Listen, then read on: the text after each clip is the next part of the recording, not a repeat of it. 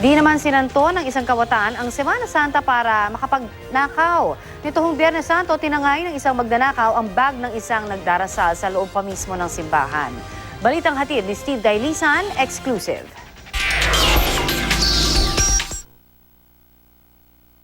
Labas-masok ang mga mananampalataya sa Binondo Church nitong Biyernes Santo pasado alas 5 ng hapon. Sa kuha ng CCTV camera ng simbahan, nakaluhod si LP at mga kaibigan habang nagro-rosaryo. Ang hindi nila alam, ang lalaki na palingon-lingon sa kanilang likuran, may masama palang balak. Nang makatsyempo, pasimpleng hinila ang bag. Patay mali siyang isinukbit sa balikat at naglakad palabas ng simbahan.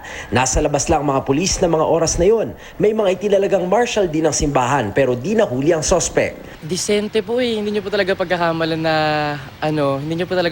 na magnanakaw. Kampante ako na nilapag ko lang doon. Tapos Good Friday pa. So hindi ko talaga in-expect na may gagawa pa talaga doon sa loob mismo ng simbahan. Ayon sa pamunuan ng Binondo Church, hindi ito ang unang beses na may nanakawan o nadukutan sa loob ng simbahan. Kaya kinabitan nito ng mga CCTV camera. Yung isa, nangyari, yung bata kinuha yung cellphone nila. Umaapela ang biktima sa sospek.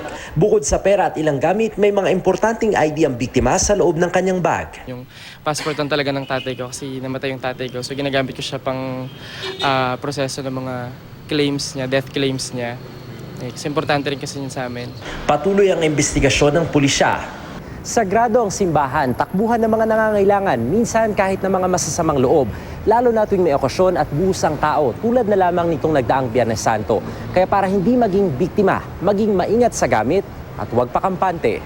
Steve Dailisan, GMA News.